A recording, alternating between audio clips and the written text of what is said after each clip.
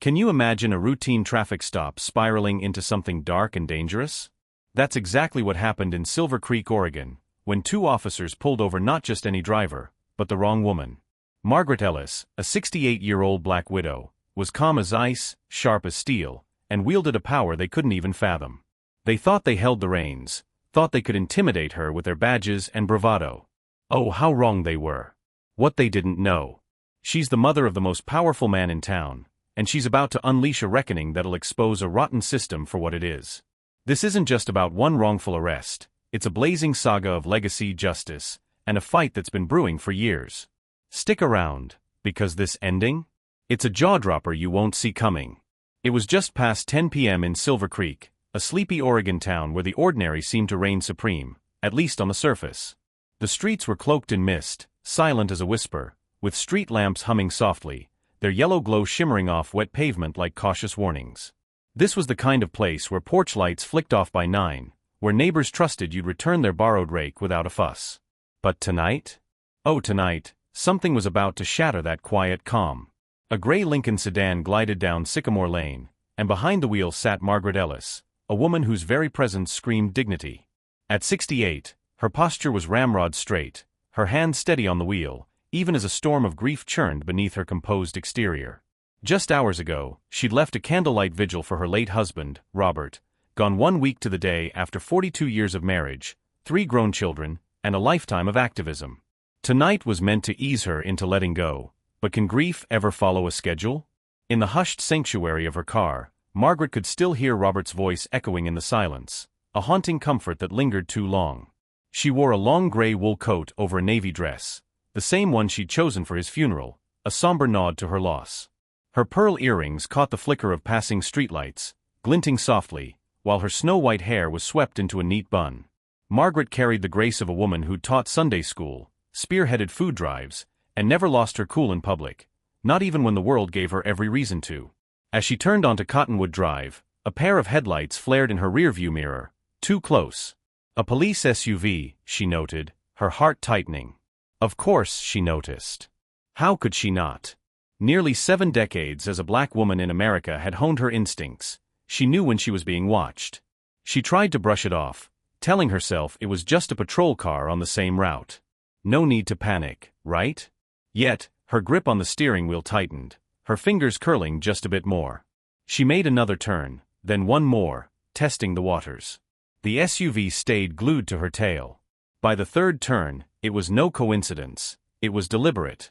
Her pulse quickened, not with fear, but with that old weary familiarity, a weight she'd carried for decades. She flicked on her hazard lights, easing the Lincoln to the curb under a flickering street lamp, its dim glow casting eerie shadows. The SUV pulled in behind, its red and blue strobes exploding into the night, turning the quiet neighborhood into a scene straight out of a crime drama. Inside her car, Margaret moved with deliberate care, every action measured. She reached into her purse, pulled out her wallet and registration, and placed them on the passenger seat, plain as day, no surprises. Then she folded her hands in her lap, her breathing steady, her back straight as a rod. She'd done nothing wrong, but had that ever guaranteed safety? Not in her world. The SUV's door slammed shut, the sound sharp in the stillness. Heavy boots crunched on damp concrete, each step a drumbeat of tension. A flashlight beam sliced through the darkness, skimming her trunk, then her back window. A voice, cold, clipped, devoid of warmth, barked, "Driver, roll down your window." Margaret complied, her movements smooth, unhurried. The officer approached, swift and imposing, white, mid-30s, blonde ponytail, sharp jaw, eyes like flint. Officer Haley Dunn of Silver Creek, a name that carried weight in this town. Known for her ambition, her zero-tolerance stance on anything that didn't belong, she was a force to be reckoned with, or so she thought. Her flashlight blasted into Margaret's face, harsh and unyielding. License and registration. Margaret gestured calmly to the documents on the seat. "They're right there, officer." Did Haley grab them? Not yet. She lingered, staring at Margaret a moment too long, her gaze heavy with suspicion. "What brings you to this neighborhood tonight?" "I live here," Margaret answered, her voice steady as a rock. "2 blocks over, just heading home from the vigil." Haley's eyes narrowed. A vigil? For my husband, Margaret said, her tone soft but firm. He passed last week. A pause, a flicker of hesitation behind the flashlight's glare. Then, these Georgia plates. When did you move here? 3 months ago, Margaret replied, to be near my son. Another pause, thick with unspoken tension. Then the shift. Oh, how it changed everything. I'm going to need you to step out of the vehicle. Margaret blinked, her heart skipping a beat. Is there a reason for that? Haley's voice sharpened, cutting like a blade. Ma'am, step out of the car now. And just like that, the night twisted, from quiet morning to a dangerous confrontation, from grief to a fight for dignity. Down the street, behind a porch railing, retired firefighter Jim Hartley looked up from his evening tea, his instincts tingling. The flashing lights, the officer's aggressive stance, the tone, it was all wrong. He knew it in his bones. He grabbed his phone, opened the camera, and hit record. Why? Because sometimes history doesn't just knock, it kicks the door wide open. Officer Haley Dunn stood tall, her posture radiating authority, but calm? Not a bit. Her hand hovered near her holster, the other clutching the flashlight that burned into Margaret's eyes. No good evening, no how can I help. Just raw suspicion cloaked in a badge and uniform. Margaret unbuckled her seatbelt slowly, every move deliberate. She knew at her age, a sudden twitch could spell trouble, especially with an officer like this glaring daggers. As she opened the door and stepped out, the cool night air wrapped around her like a warning chill, whispering, "Be careful. Hands where I can see them." Haley barked, her voice louder than it needed to be, echoing through the fog, sharp and menacing. Margaret complied, raising her arms slightly, her posture screaming, "I'm no threat. I'm a grandmother, a widow, a pillar of this community." But Haley? She didn't care about Margaret's story. She was hunting for a reason, any reason, to assert her power. Circling the car like a hawk, her eyes scoured every inch, searching for a flaw, a crack to exploit. Where were you headed again? I told you, Margaret said, her voice steady as ever. Home, 2 blocks over. Haley stopped, her stare hard as stone. And why didn't you pull over sooner? Margaret's jaw tightened. I wasn't aware I needed to. You followed me. I stopped as soon as your lights went on. You were swerving, Haley snapped, rewriting reality with a cold smirk. I was not. Margaret countered, firm but composed.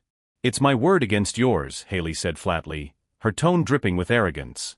And there it was. Margaret saw it clear as day.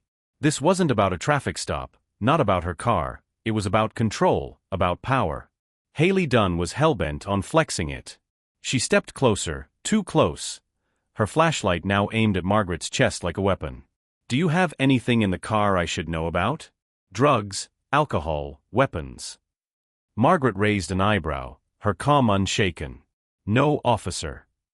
Haley hit her radio button. Dispatch, I'm on Sycamore and Cottonwood with a gray Lincoln. Female driver, out-of-state plates, claims she lives nearby.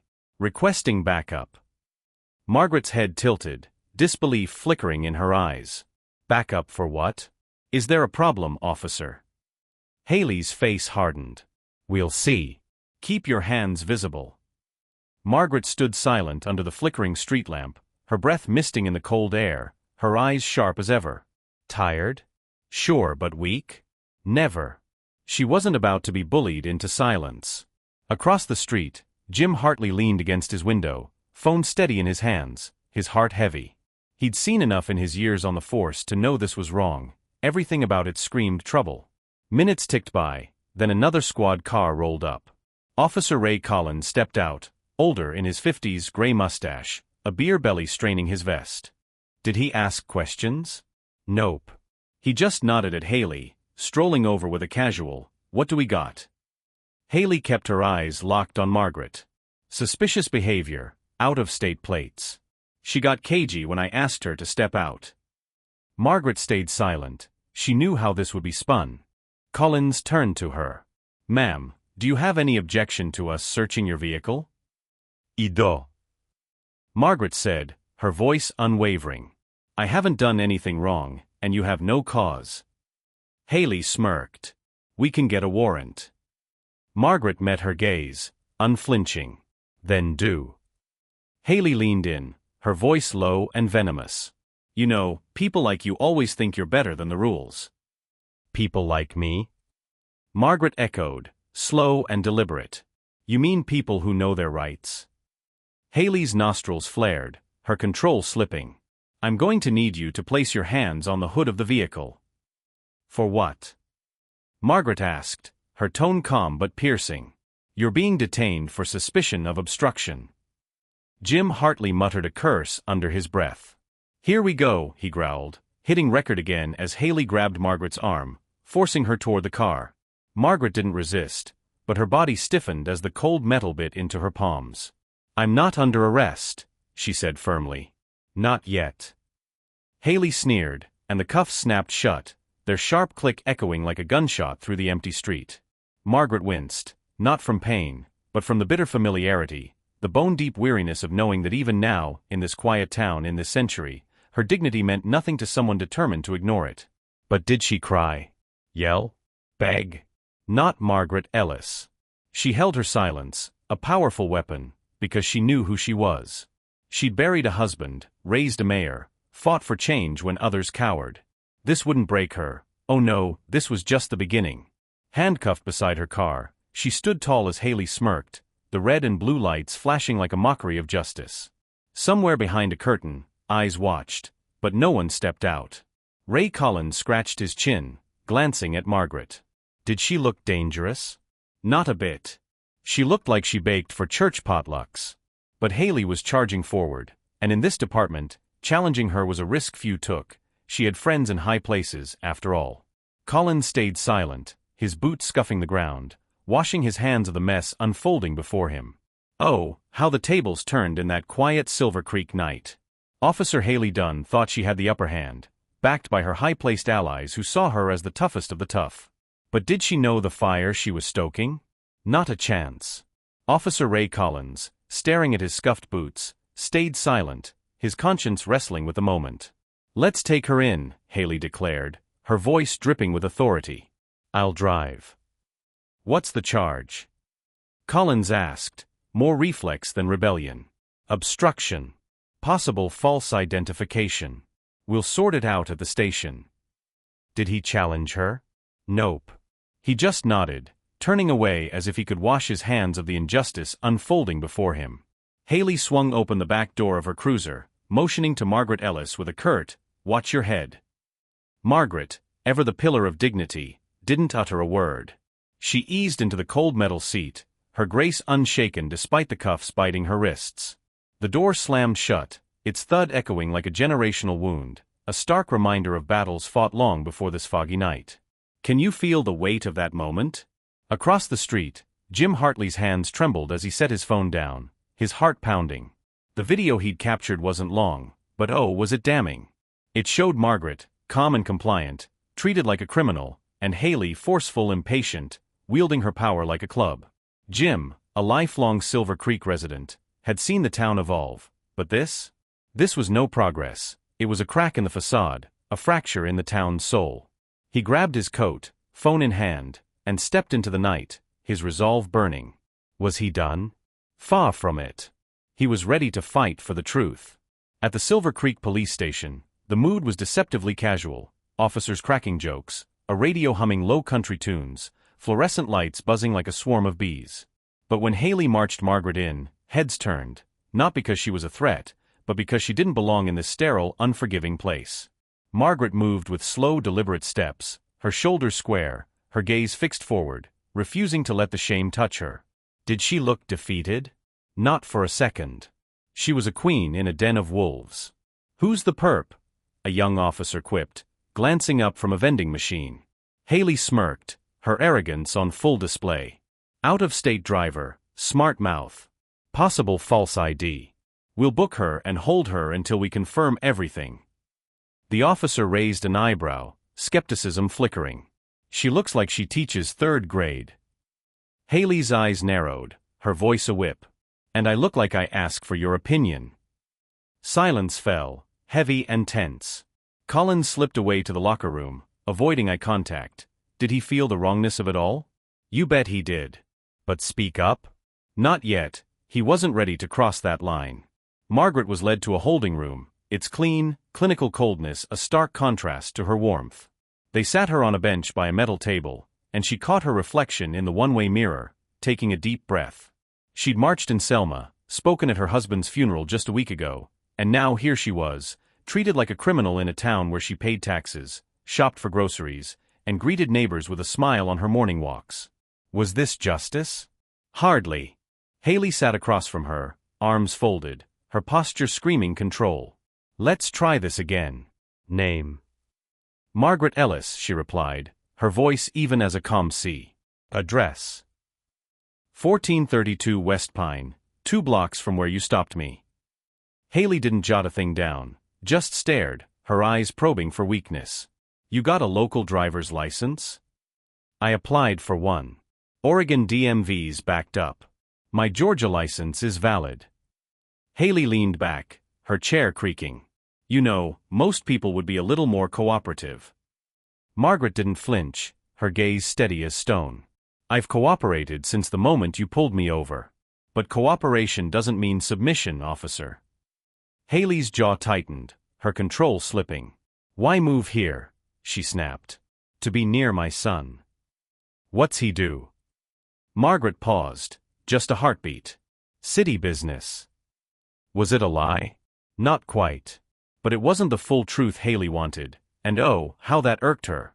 In the holding room, Margaret shifted on the cold bench, the faint red marks from the cuffs stinging her wrists, but did she let it show? Never. She'd faced worse, far worse, than this humiliation, this arrogance cloaked in a badge. But tonight?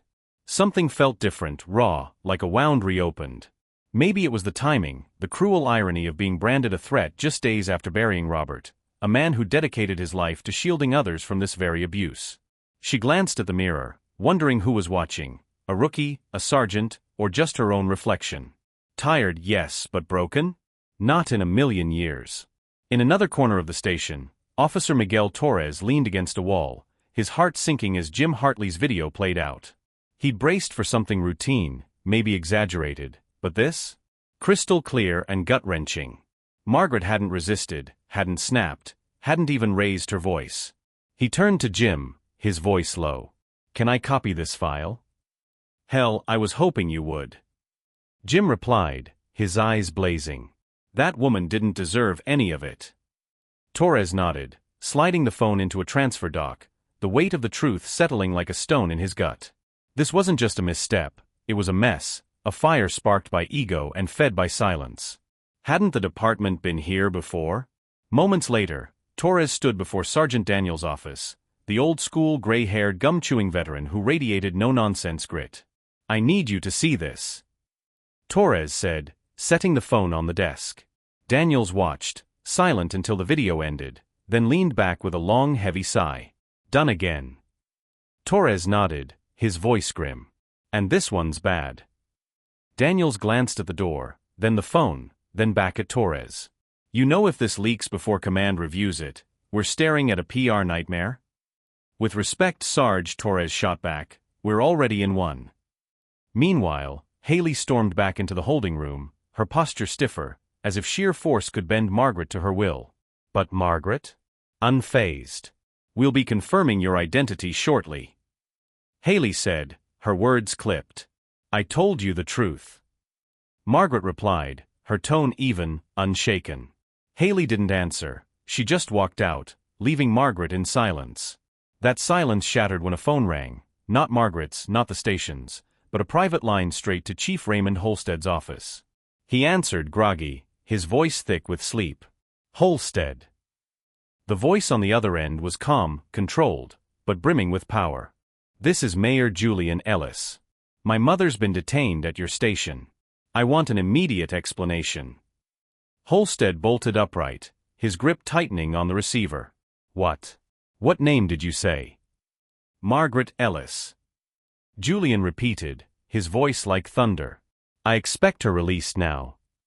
Holstead's pulse raced. Did he know that name? That voice? Oh, he did, and soon everyone would. This wasn't just a traffic stop anymore. It was about to explode into front-page news. The station's clock ticked steadily, but in Holstead's office, time was a runaway train. His stomach churned as he hung up, staring at the receiver like it had scorched his hand. Mayor Julian Ellis wasn't just a politician. His name carried weight, respect, fear, and now, righteous fury. Holstead leaped to his feet, his movements sharp, and stormed into the hallway. "Where's Officer Dunn?" he barked at the nearest desk sergeant, who blinked in surprise. "She's in the back, holding room 3. Holstead didn't wait, his shoes pounding the tiles as he charged toward the holding area. The bullpen fell silent, officers glancing up, sensing the storm barreling through. In the holding room, Margaret sat, hands in her lap, her regal posture defying the humiliation around her. The door flew open, and Holstead stepped in, pausing as their eyes met. Did she stand? She didn't need to, her presence commanded respect. "Mrs. Ellis, I'm Chief Holstead," he said, clearing his throat. "I'm going to resolve this immediately." Margaret tilted her head, her voice calm. "That would be appreciated." Holstead spun to the guard. "Get those cuffs off her now." The young officer fumbled with his keys, hands shaking. "Has she been read her rights?" Holstead demanded. "No, sir." "Good, because she shouldn't be here in the first place." Margaret didn't smile, she nodded, rubbing her wrists as the cuffs fell away, her silence louder than any protest. Out front, Torres stood with Sergeant Daniels, replaying the video, his expression tight, holding back a torrent of frustration. Daniels shifted, uneasy. "We need to log this formally." Torres met his gaze, unflinching. "And we need to tell the chief now." Daniels exhaled, nodding. "You're right." At that moment, Holstead emerged with Margaret at his side, every officer snapping to attention, some shocked, some guilty. "Torres, walk her to the front." Holstead ordered. "Make sure she's comfortable while we prepare her release." Torres nodded. "Yes, sir." Margaret's eyes met his, the first kind look she'd seen all night. He escorted her down the hall, away from the chaos. In the lobby, Jim Hartley paced, his heart racing. When the doors opened, he saw her, upright, composed, free. "Ma'am," he called, stepping forward. "I saw it all. I recorded it. You were treated horribly." Margaret offered a small nod, her voice soft but powerful. "Thank you, Mr. Hartley. Jim Hartley. Your voice might have made a difference tonight." Torres watched, a weight lifting from his chest. Back in the office, Holstead shut the door and faced Daniels. "Tell me everything." Daniels handed over the phone. "You'll want to see this." Holstead watched, his face shifting from confusion to dread. When it ended, he set the phone down, silent for a long moment. She didn't resist. Didn't raise her voice. "No, sir." Daniels confirmed. Completely compliant, and Haley cuffed her. Holstead's jaw clenched. "Where's Dunn now?" "Locker room, I think. Bring her to my office, now." In the locker room, Haley was peeling off her uniform when the text came, "Chief wants you now." She rolled her eyes, muttering under her breath, and threw her jacket back on.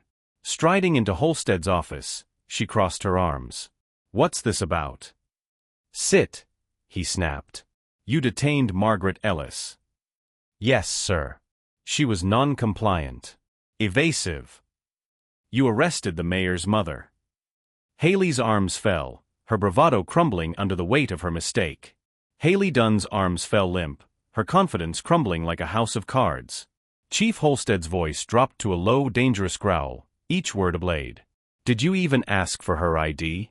Did you verify anything before you cuffed a grieving woman right outside her own home?" Haley's mouth opened, her defense feeble. She had out-of-state plates. She refused a vehicle search. That was enough cause.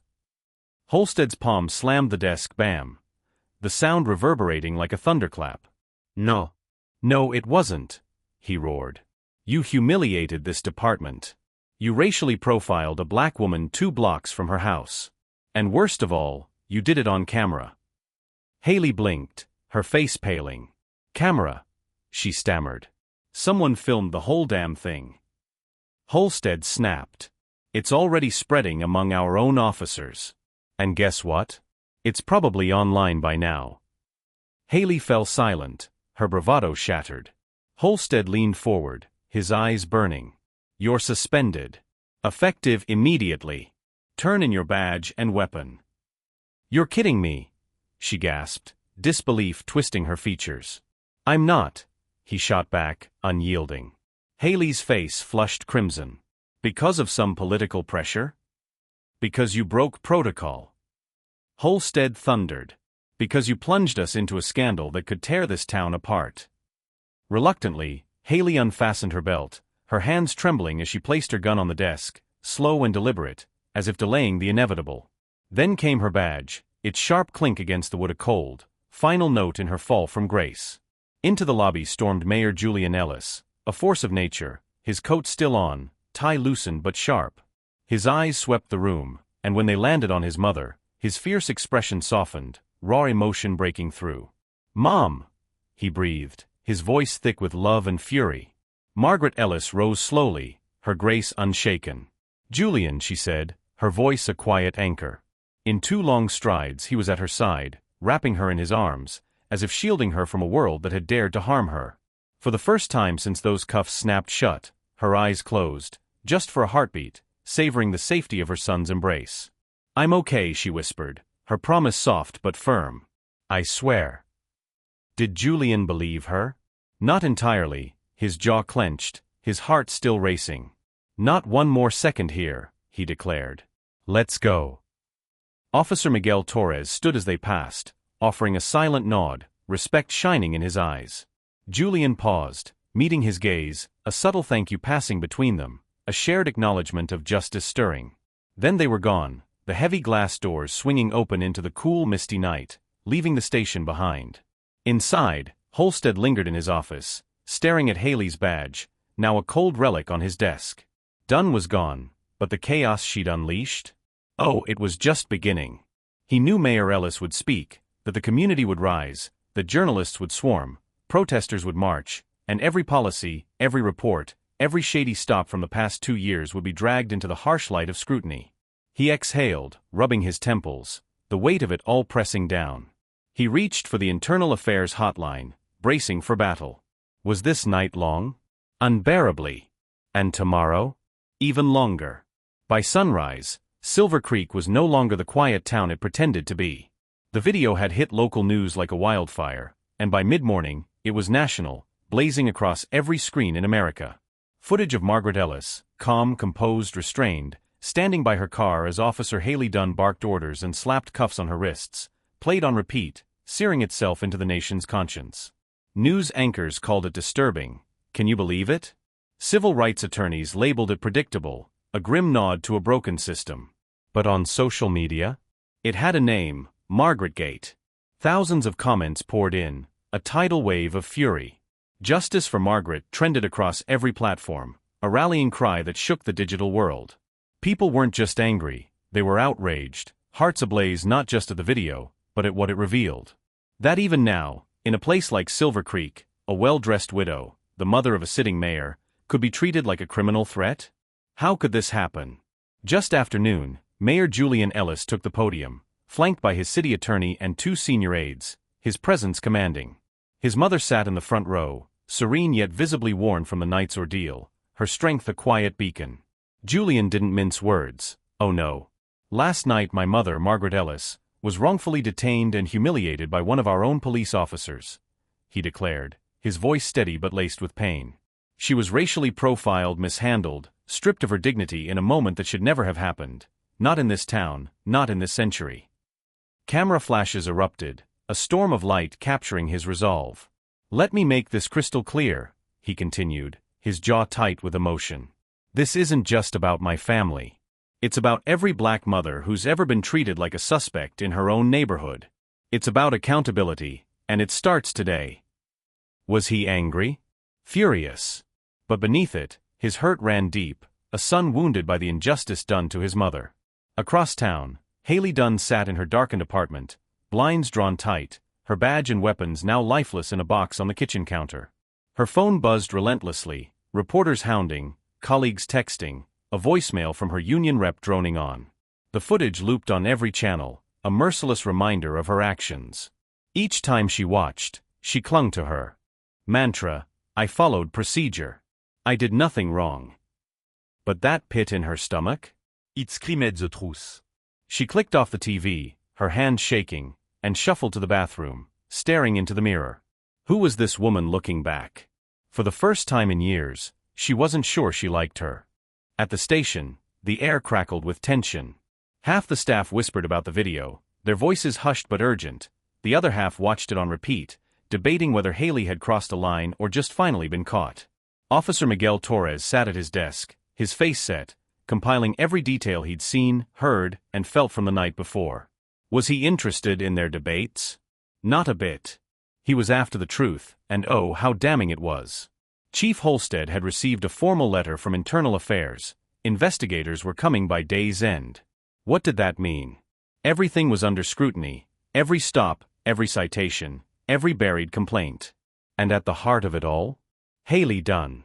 But there was more. Torres had dug into Haley's traffic stop reports from the past year, and what he found wasn't just troubling, it was a pattern. Unnecessary escalations, charges that fizzled out, complaints from mostly Black and Latino residents, dismissed or swept under the rug. Could these be ignored now, with the world watching? Not a chance. And then there was the name that surfaced 3 times in separate reports. Maria Lopez, a single mother of 2, no criminal record, stopped 3 times in 6 months, all by Dunn. Torres grabbed his phone, his resolve ironclad. Ms. Lopez, this is Officer Miguel Torres. I'd like to talk about an incident you had last fall. Meanwhile, Margaret Ellis sat on her porch, a steaming cup of tea in her hands, the sun warm but the air still carrying the chill of her ordeal. Reporters camped down the block, respectful yet relentless, their cameras glinting in the distance. Her phone had been ringing off the hook, old friends, civil rights groups, former students pouring out support. But one call lingered, piercing her heart. Maria Lopez, a stranger, her voice soft but powerful. "Thank you for not staying silent," she'd said. Margaret held the phone to her chest long after the call ended, tears welling. She knew what Maria meant. She'd once taught her own children to bow their heads, say yes, sir, keep hands visible to survive. But now? She was done whispering. They all were.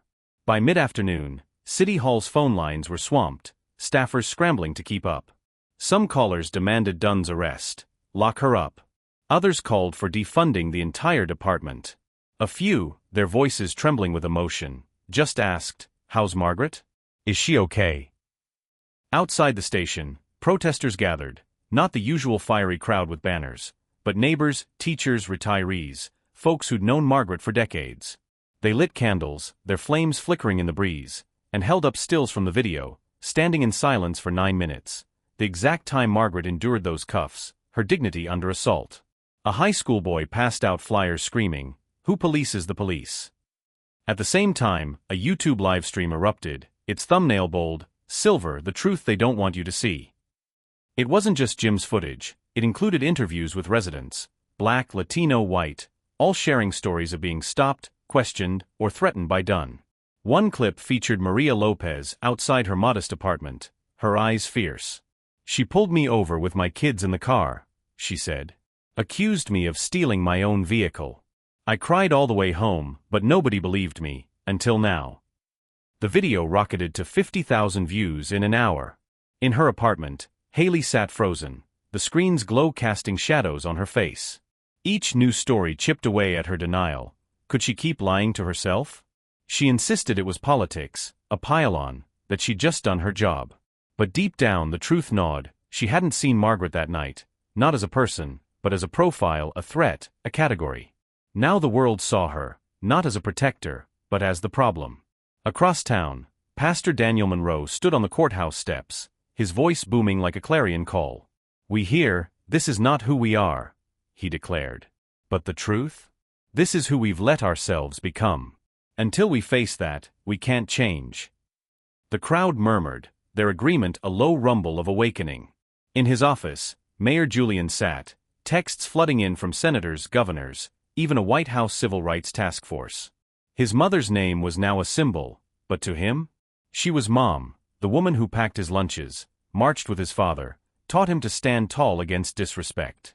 He stared at his unfinished statement, pen in hand, and scratched out incident. This wasn't an incident, it was a reckoning. He kept writing, his heart pouring onto the page. At home, Margaret stood in her living room, watching the footage for the first time. Not Jim's clip, but another from a different angle, caught by someone down the block. Her calm voice asked, "Is there a reason, officer?" While Haley's face tightened, itching for a fight. Margaret's hands trembled as she paused the video, the frame freezing on her eyes, defiant, unshaken. At first, she didn't recognize that woman, but slowly she did, and this time, she didn't look away. She stood taller, pressed play, and let the truth fuel her fire. 2 days later, Silver Creek was no longer just a town. It was a symbol, a battleground for justice.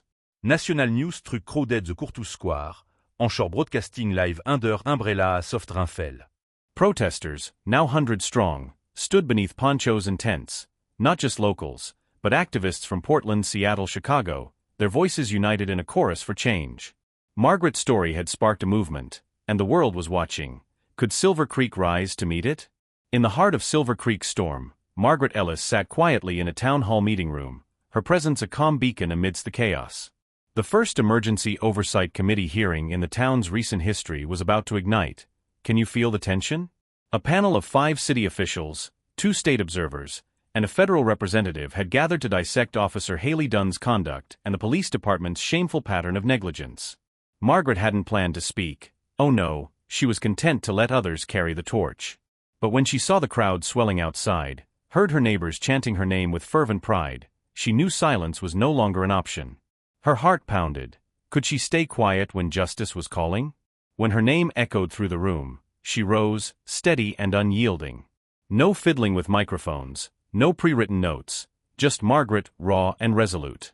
I was raised to believe that if you carry yourself with dignity, speak with kindness, and follow the law, you'd be safe, she began, her voice clear as a bell. That night, I learned that wasn't true, not for me, not for women who look like me, not even 2 blocks from my own home. She paused, the room so silent you could hear hearts breaking. Officer Dunn didn't see a woman, she continued, her words slicing through the air.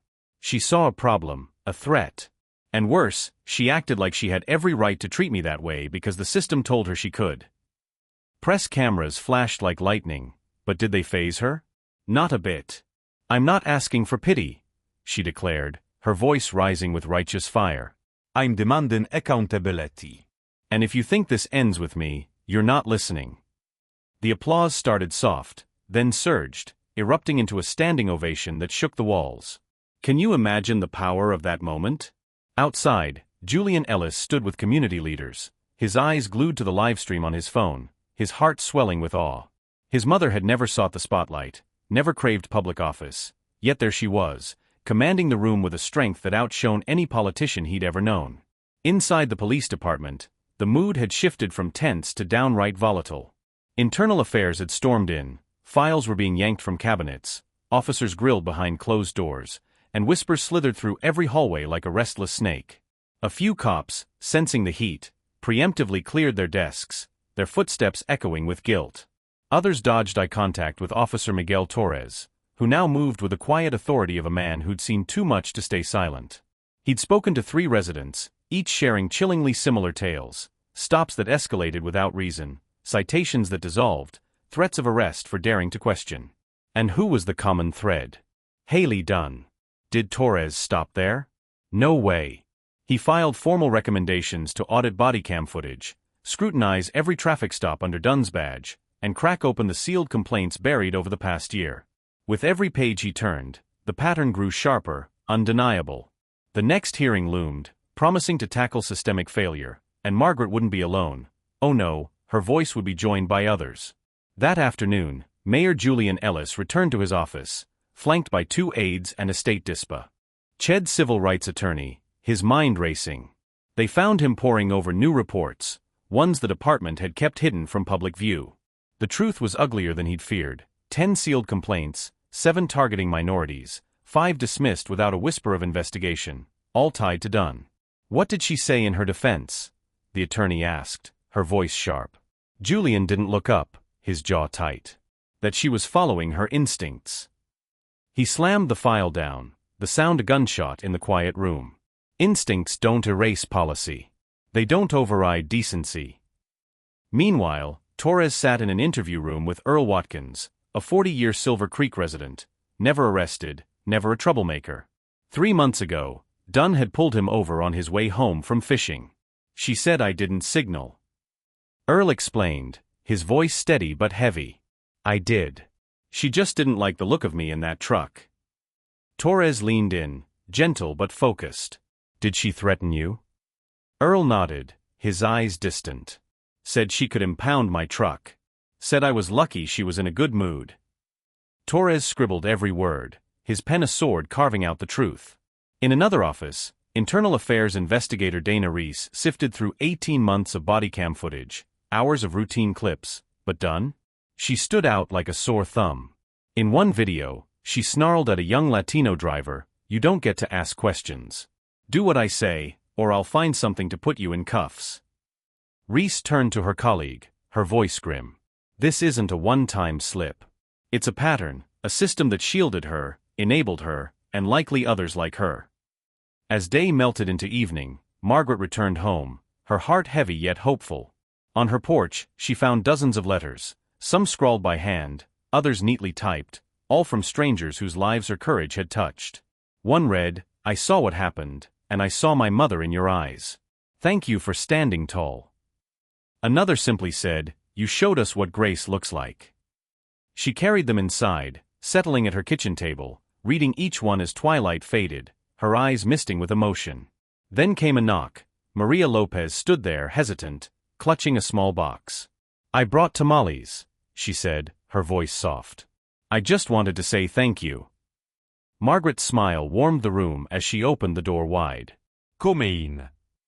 2 women, 2 generations, 2 survivors, sat in a quiet kitchen, their shared strength a silent vow to a town finally forced to listen. Can you feel the power of their bond? Across the street, Jim Hartley recorded it all from his porch. Not for fame, not for clicks, but to preserve this moment, because this was history unfolding, and Silver Creek? It would never be the same. Later that night, Margaret sat alone on her porch, a soft blanket draped over her lap, the hum of cicadas a gentle lullaby. Her tea had gone cold, but she didn't move, her mind racing with what lay ahead. Tomorrow she'd speak again, not just for herself, but for Maria, for Earl, for every soul diminished under flashing lights. This time she wouldn't wait for an invitation. She'd raise her hand, and oh, they'd listen. The second hearing dawned with tension so thick it pressed against every heart in the room. The crowd had doubled, packing the hall wall to wall, spilling into a courtyard where a giant screen broadcasted live. Folding chairs, coffee thermoses, umbrellas, kids on parents' laps, all eyes glued to the unfolding drama. Was Silver Creek ready for this? Margaret sat up front, but not alone. To her left, Maria Lopez gripped her hands tightly, her courage shining through her nerves. To her right, Earl Watkins, in a faded navy blazer, carried the stubborn dignity of 4 decades endured. The hearing kicked off with Officer Miguel Torres at the microphone, the room falling silent as he spoke. "I joined this department to protect and serve," he began, his voice resolute. "But what I've seen these past weeks, that's not protection. It's not service." He laid bare the sealed complaints, the missing body cam footage, the citations that vanished. "The system failed," he declared, his words a hammer. And it failed in silence. No applause followed, just a heavy, profound stillness that spoke louder than any cheer. Then came the residents. Maria Lopez stepped forward, her voice quivering at first. "She pulled me over in front of my kids," she said, her pain raw. "Told me to get out, yelled when I asked why. My daughter still asks why the police don't like us." Earl Watkins followed, his voice steady as a bell. "I did what I was told, and still got threatened. So what are we supposed to do?" The final witness? A surprise, Jim Hartley, slow and deliberate, phone in hand, cap tucked in his pocket. "I've lived here 61 years, he said. "I've been a firefighter, saved folks from burning homes, coached Little League. But I've never been rattled like that night." He held up his phone. "I recorded it because I knew no one would believe her otherwise. And I don't care what anyone says, that's not how we treat people here. Not anymore." The silence that followed was thick with shared understanding. The committee chair leaned into the mic. "We've heard the stories, seen the footage. Now it's time to act." The hearing recessed, the town holding its breath. Outside, more than a crowd gathered, civil rights lawyers, veterans, youth activists, business owners, even off-duty cops, torn between support and shame. Local news aired live interviews from the lawn, an elderly woman whispering, "We've seen injustice before, but this time? It's not fading." Inside, Margaret squeezed Maria's hand. No words needed, their bond said it all. Chief Holstead watched alone in a hallway, arms crossed, his silence a heavy price. Had he spoken since suspending Dunn? Not publicly. He knew speaking too soon could cost the department dearly, but which way was the wind blowing? Hard and relentless. The committee returned, the doors swinging open. The chair, a tall black woman from the state attorney general's office, adjusted her mic based on the testimonies, Officer Torres's evidence, and the flood of unaddressed complaints. "We recommend the following," she announced, pausing as the room held its breath. 1. Officer Haley Dunn is to be terminated and referred for criminal investigation for civil rights violations. A murmur swept through the crowd. 2. An independent audit of the department's internal affairs will begin immediately, accessing all sealed files from the past 10 years. And then, 3. A civilian review board, appointed by the mayor's office and approved by the city council, will oversee all future complaints. The crowd didn't just murmur, they roared, a tidal wave of cheers spilling into the streets. Church bells rang, kids waved signs, cars honked in solidarity. For the first time in ages, Silver Creek felt alive with change. Julian, at the back, bowed his head, thinking of his father's marches, his mother's strength. He looked at her, Margaret still not triumphant, but present, a quiet force who'd moved mountains by refusing to shrink. Margaret Ellis sat still, a quiet titan in the storm's eye, her presence radiating strength, not triumphant, not angry, but powerfully present. Had she moved a mountain by refusing to shrink? You bet she had. And was she done? Not by a long shot. Real justice, she knew, wasn't just about consequences. Oh no. It was about repair, about rebuilding what had been shattered for far too long. Now at last, that sacred work could begin. Can you feel the hope in that moment? That evening, as the sun sank below Silver Creek's rolling hills, painting the sky in hues of fire and dusk, Margaret walked alone through the community park, her step steady, her heart full. People stopped her along the path, young and old, black and white, their faces alight with gratitude. Some whispered quiet thanks, others nodded, their eyes brimming with something deeper than admiration, recognition, respect, a shared fire. She reached the park's heart, a small garden where a bronze plaque stood, its words gleaming, "For those who fought without glory." Funded by her husband's first civil rights victory in the 70s, it had stood sentinel for decades. Had she visited it lately? Not in years. But tonight, oh tonight she did. She settled on the bench beside it, gazing up at a sky bursting with stars. No cameras, no clamor, just silence and celestial light. In that stillness, she let the weight slip from her shoulders. The shame, the fear, the years of treading carefully, all gone. Did she think of the committee's promises, civilian review boards, investigations? Of course. They were good steps, but enough? Not yet. Margaret Ellis hadn't planned to become a symbol. Can you imagine her surprise? But now that she was, she'd wield that power for every voice still trembling in the shadows. The fight wasn't over. Oh no, it had only just begun, and she was ready to lead the charge. 3 weeks after the second hearing, the world beyond Silver Creek had shifted its gaze. But in this small town, the storm was just settling, its echoes still reverberating. Haley Dunn? No longer Officer Dunn. She faced a formal investigation by the state's Civil Rights Division, charged with unlawful detention, abuse of power, and racial profiling. Her attorney clung to the claim that she'd followed protocol, but after those hearings? No one was buying it. The evidence was too stark, the video too damning, her silence too deafening. She fled her apartment days after losing her badge, the town turning cold. Neighbors stopped waving, shopkeepers' smiles faded, and Silver Creek, once her domain, now looked at her with something akin to disgust. But across town, Margaret Ellis was a whirlwind of action. Was she resting, basking in her victory? Not a chance. She poured her days into work, meeting community leaders, hosting listening sessions, crafting what she called her final chapter. But an ending? Oh, this was no end. It was the dawn of something permanent, something unbreakable. One crisp morning, she stood before the old, forgotten library, its doors long shuttered, and dropped a bombshell into a cluster of microphones. "We're opening the Ellis Center for Community Justice," she declared, her voice ringing with purpose. "Not named for me, but for my husband's legacy and every soul silenced by injustice." The center would be a beacon, offering legal aid, civil rights education, youth mentorship, and police accountability research, staffed by lawyers, volunteers, students. Free, fierce, and loud. Can you imagine the impact? Mayor Julian Ellis stood behind his mother, silent at first, his eyes locked on her, marveling. She wasn't speaking like someone wounded. No, she was reborn, her spirit blazing. When his turn came, he stepped to the podium, his voice steady but fierce. "We don't need empty reform," he proclaimed. "We need infrastructure, permanent change. My mother isn't just a survivor, she's a builder, and I'll fund this with every resource my office can muster." The crowd erupted in cheers, their voices a thunderous wave of pride. The Ellis name, once whispered in quiet reverence, was now shouted with unbridled joy. But not everyone joined the celebration. Oh no.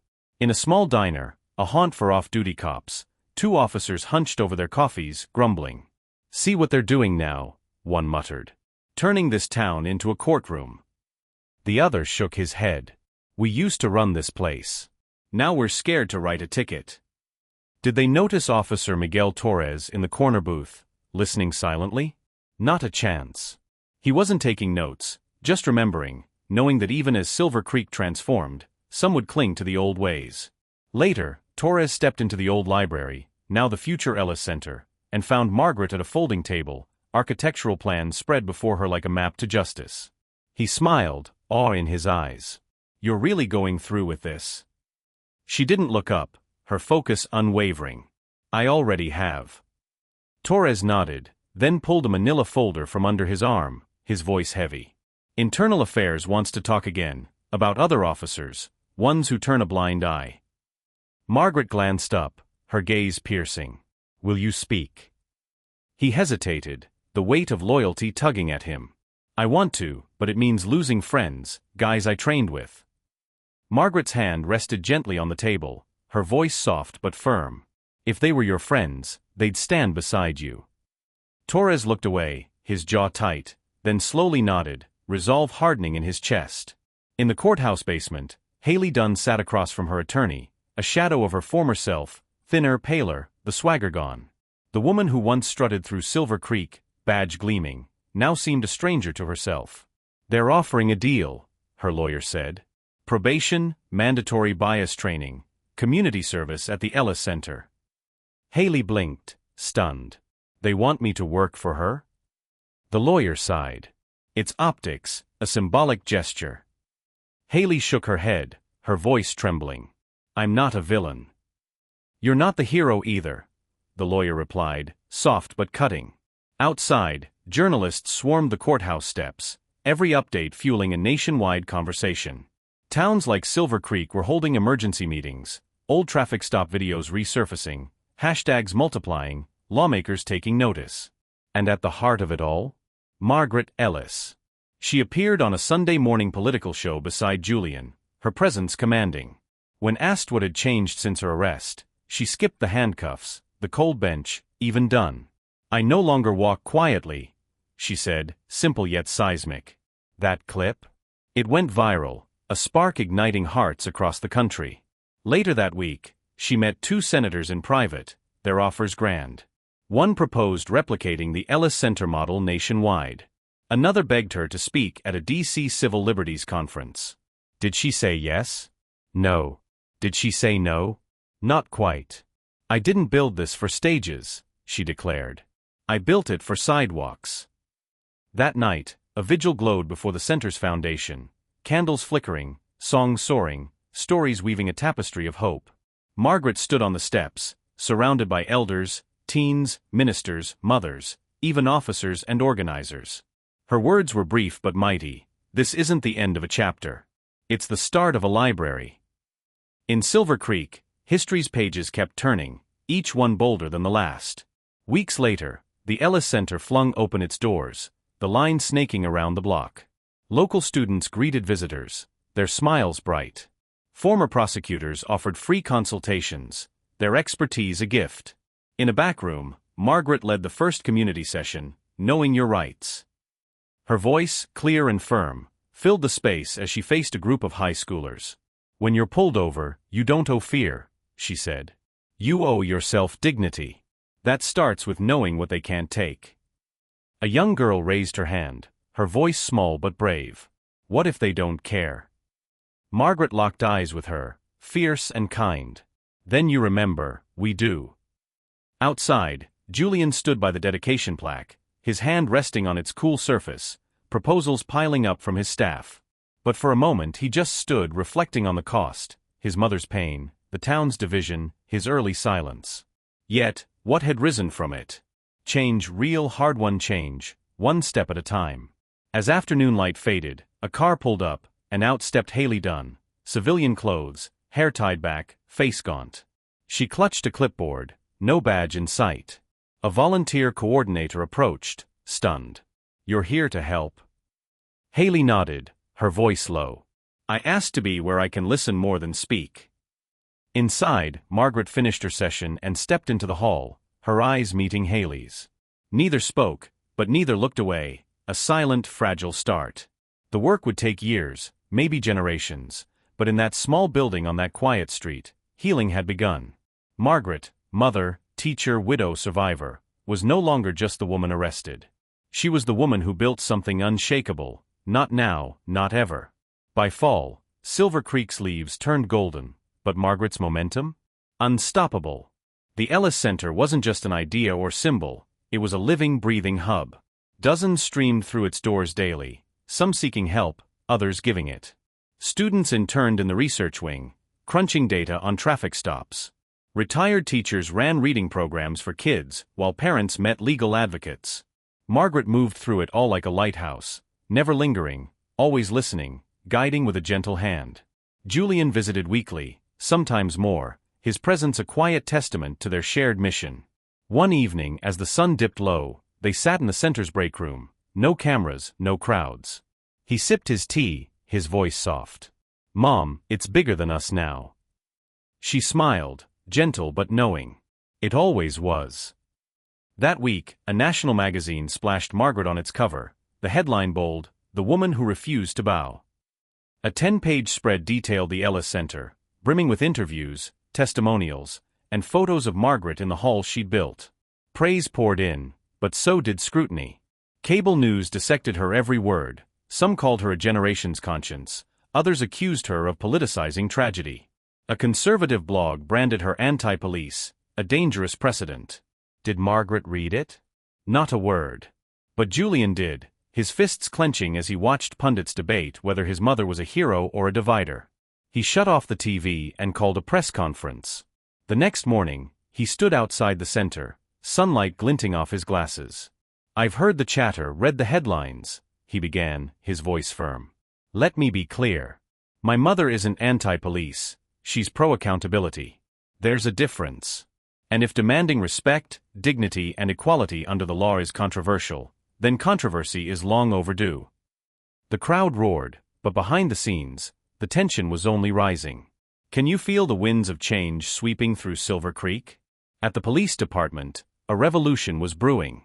The newly formed Civilian Review Board was already digging deep, launching investigations into 4 officers. Can you believe the audacity? 2 were sidelined on administrative leave, 1 threw in the towel and resigned, but the foe, RTH, Officer Mike Crenshaw, wasn't going quietly. At a heated town council meeting, he stood tall and bellowed, "We can't do our jobs if every move we make is second-guessed. This isn't reform, it's revenge."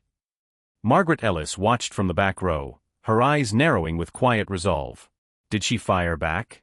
Not a word, but her gaze spoke volumes. Later that night, she confided in Officer Miguel Torres, her voice steady but fierce. You don't fix something by pretending it's not broken. Torres nodded, his jaw tight. They'll come after you next. I know, she replied, unflinching, her spirit a fortress. And what did she do? She organized Silver Creek's first community truth session, a bold forum where residents and officers sat together, sharing stories, asking questions, and for once, truly listening. The first session drew 200 souls, the second swelled to 300, and by the third? Even Crenshaw showed up, not to speak, but to listen, sitting silently in the crowd. Margaret spotted him, said nothing, but made sure he caught her single deliberate nod before she stepped away. Can you imagine the power in that gesture? Eeks. As the Ellis Center blazed into national spotlight, offers flooded in like a tidal wave.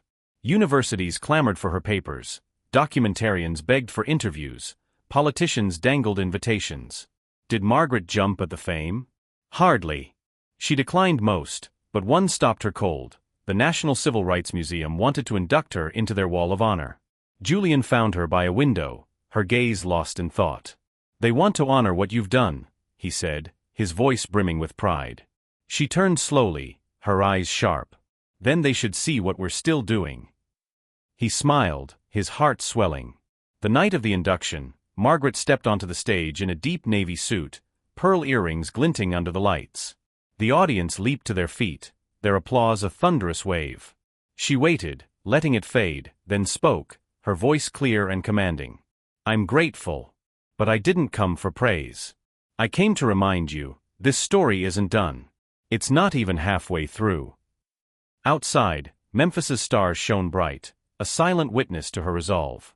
Back in Silver Creek, a young girl named Tiana sat on the Ellis Center steps, a notebook cradled in her lap. She scribbled one sentence, her heart alight, when I grow up, I want to build something like this.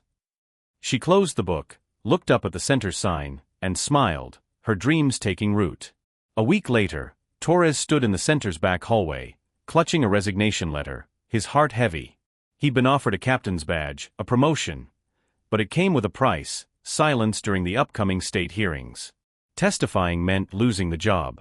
He found Margaret in the upstairs reading room, guiding teens through a mock trial, her warmth a beacon. She looked up, sensing his burden. Captain Torres, she said gently. He shook his head. Notifido what is right. She fell silent as he held out the letter. I can't stay here. If they're going to clean this up, someone's got to tell the truth. She eyed the envelope but didn't take it. You sure? I've never been surer. Her smile was quiet, proud. Then don't give that to me, she said. Give it to the next young officer who asks why you left. He nodded, his resolve steel. Across town, Julian sat alone in his office, a federal email glowing on his laptop, an invitation to join a national police reform task force in Washington. His finger hovered, accept or decline. He thought of Margaret Torres, the girl with the notebook. Then with a decisive click, he chose, accept.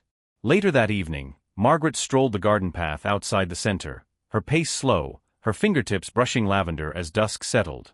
She whispered to herself, it's working. Not perfectly, not swiftly, but oh, it was working. For the first time in decades, the future didn't feel like a wait, it felt like a promise they could reach together. Winter arrived early in Silver Creek, snow dusting rooftops like a gentle apology, cloaking the town in serene white. But inside the Ellis Center, the fires of change roared on. People kept coming, the pulse of community work never faltering, not even as the year wound down. One morning, with the sun struggling through gray clouds, Margaret stood in her office, gazing at the street below. She wore her husband's old cardigan, oversized but perfect for the chill, watching a young boy shovel the center steps unprompted. That meant something. Can you see the beauty in it? Julian stepped in, 2 coffee mugs in hand. You're not going to sit down, are you? He teased, handing her one. Not today, she replied, her eyes twinkling. There's too much left to do. That afternoon, a crowd massed outside the Silver Creek courthouse, reporters lining the sidewalks, microphones poised for the final verdict. Haley Dunn's trial had ended, not just a local matter, but a national spectacle, streamed live, watched by civil rights groups and law students alike. The courtroom had been packed daily. Dunn pleaded not guilty, her defense claiming she followed procedure under pressure, with no intent to discriminate. But the prosecution? They played that video relentlessly, calling Torres, Margaret, Maria Lopez, Earl Watkins, Jim Hartley, each one laying bare the truth. When the jury returned, the room fell silent, hearts pounding. Guilty on 3 of 4 counts, civil rights violation, abuse of authority. No prison, but probation, restitution, and 5 years of community service with civil rights programs. Justice? Mercy? Margaret Calais dit à Beginning. Outside, a reporter trust amicateur. How do you feel? She answered simply, held accountable. That's all I ever asked. That evening, the Ellis Center glowed with candlelight, dozens gathering, not to celebrate, but to reflect. In the auditorium, a community circle formed, no grand speeches, just raw, shared words. A young woman stood, her voice trembling. Because of this place, I stopped being afraid. An older man added, because of this place, I started speaking up. Later, as snow thickened, Julian sat in his office, reading letters from mayors nationwide, begging to replicate the Ellis Center. He smiled, then knocked on his mother's office door. She looked up. How many this time? 5 more cities, he said. And a North Carolina university wants to name their social justice library after you. Margaret laughed, her joy infectious. That's ridiculous. I'm no scholar. You changed history, Mom, he countered. They're just catching up. She glanced at the file before her, blueprints for a community health annex planned for spring. No, she said softly. We're just getting started. Outside, the wind howled, but inside warmth reigned. The next morning, as Silver Creek dug out from fresh snow, kids gathered on the center steps. No schedule, no appointment, just there.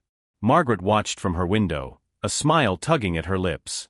She descended, flung open the doors, and called, "Come on in. Let's get to work." And with that, the story that began in the cold on a quiet street came full circle. A woman wronged, a town awakened, a future rewritten by those who refused to stay silent. 10 years later, the Ellis Center was a colossus, far beyond anyone's dreams. From a shuttered library, it spanned 3 buildings, with branches in 4 nearby towns. It had dismissed over 200 wrongful citations, expunged countless juvenile records, and mentored over 500 young people, now lawyers, teachers, leaders. A PBS documentary captured its saga, and an early intern was running for city council. Every year, on the anniversary of Margaret's arrest, Silver Creek celebrated Ellis Day, not to dwell on injustice, but to honor the response. That day, crisp with fall's first chill, a new plaque was unveiled in the garden by the lavender path she loved. It read, "She stood. And so we followed." Inside, adorned with a mural of interlocked hands, students sat in a circle, listening to Tiana, once the girl with a notebook, now a leader. Margaret didn't change the world by shouting, she said. She did it by refusing to step aside. This place, this movement, it's ours now. In the back, Julian watched, clutching a folded photo of his mother at that first vigil, her face aglow with candlelight. He held it, then tucked it away, his heart full. Outside, the sky darkened, the wind carrying l'octaire enchâté. No sirens, no choux, just life, just peace, just the future Margaret built, one step at a time. That evening, in her corner office, her white hair glowing, her hands trembling slightly as she poured tea, Margaret's sharp eyes still watched the courtyard. Julian entered, scarf in hand. "It's getting cold," he said. "I know," she whispered. He draped it over her shoulders, and they sat in silence, a sacred pause. "I never wanted to lead anything," she said finally. Julian nodded. "I know. I just wanted to grieve in peace. But sometimes, peace comes only after the noise." He smiled. "You gave us more than peace, Mom. You gave us direction." She nodded, gazing at the stars. "I just hope they remember it wasn't about me." Julian took her hand. "They will. It's about all of us now." In that hush, as winter cloaked Silver Creek, Margaret closed her eyes, not to sleep, but to rest, knowing her story had birthed a movement they'd carry forever. In a world that races too fast, forgets too easily, Margaret's tale is a thunderclap. Real change doesn't spring from anger alone, it's forged in courage, grace, and the choice to stand when silence is simpler. She didn't chase fame, didn't beg to be a symbol, she just refused to break. And what did that spark? A town's healing, a fractured community's rebirth. For us watching, especially the older generation, you know the fight for dignity is ancient. You've marched, prayed, waited. But Margaret's journey shouts, it's never too late to take that next step. Speak up, mentor the young, or just refuse to look away when wrong festers. It matters. All of it matters. If her story RSU, if it echoes your own battles or someone you've loved, don't let it fade. Like this video. Share it with someone who believes in decency. Subscribe for stories that don't just entertain but resonate. Your voice doesn't weaken with age, it grows stronger. Sometimes, one person standing firm lifts a whole community. Thank you for watching. Margaret Ellis's story is a heart-stirring beacon of resilience that leaves me in awe. Her quiet strength, refusing to break under the weight of injustice, ignites a fire in my soul. Can you imagine the courage it took to stand tall after such humiliation, to transform personal pain into a movement for justice? Her journey, from that chilling arrest to building the Ellis Center, screams that one woman's grace can topple a rotten system. I'm moved to tears by her refusal to stay silent, choosing instead to amplify every voice that fear had muted. How powerful is that? What hits me hardest is her selflessness. She never sought the spotlight, yet became a symbol of dignity for all who felt invisible.